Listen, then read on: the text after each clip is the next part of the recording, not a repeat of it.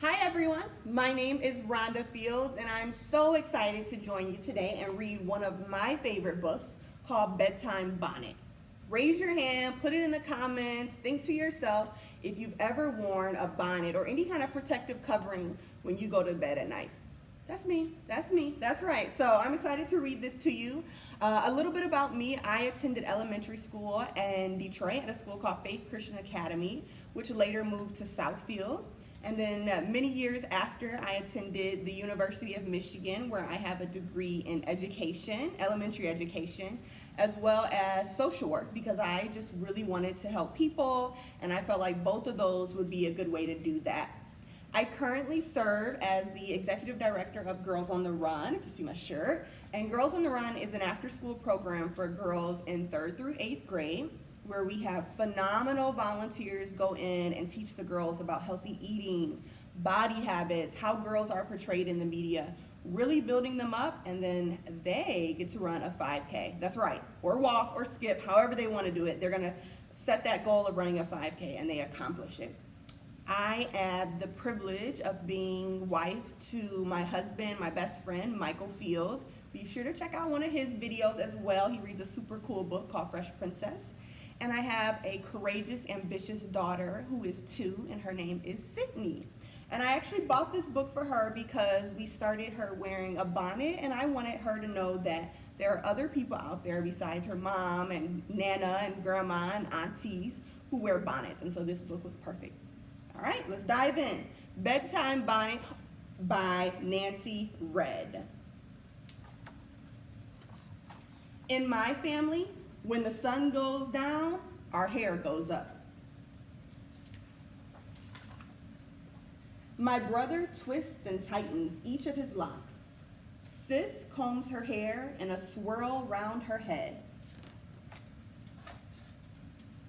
Daddy's hairbrush makes rolls of black waves appear. Grandma rolls up her silver mane. Grandpa doesn't do anything to his hair because he doesn't have any. After Mommy gathers her corkscrew curls in a scarf, she calls for me. I scoot between her legs and she gets to work on my hair. I'm tender-headed, so she's extra gentle.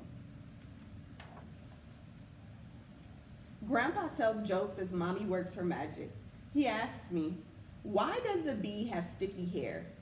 I don't know, so he says, because it uses a honeycomb. Silly Grandpa. Finally, a braided crown is on top of my head, and it's time for bed. Except, I can't find my bedtime bonnet. I needed to protect my hair from tangles and lint while I sleep. Wearing my bonnet at night is as important as brushing my teeth.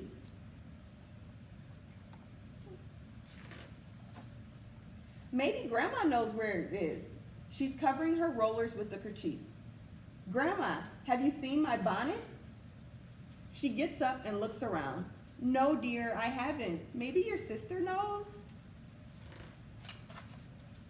My sister's still in the bathroom, her hair spun in a wrap. Sis, have you seen my bonnet? She looks in all the bathroom drawers. No, but here's Daddy's wave cap. I take the cap to Daddy and he pops it on his wave. Daddy, have you seen my bonnet? He looks around the sofa, but it's not there either. Where do you think her bonnet is? Where in the world can my bonnet be? I cannot go to bed without it. Just then, my big brother walks in, a do-rag slipped over his locks. Does he know where it is?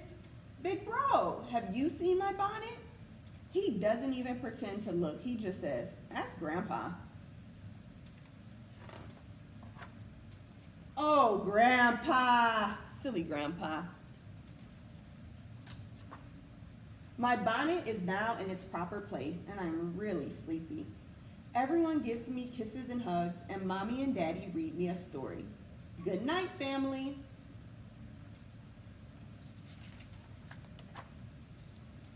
In the morning, when the sun comes up, our hair comes down. Daddy smooths his ocean-like waves. Mommy scrunches her ribbony curls. Sis unwinds her foot-long wrap. My brother shakes out his lovely locks. While Grandma unsnaps her rollers, Grandpa shaves his head. And as for me, my bonnet comes off and my braids come out.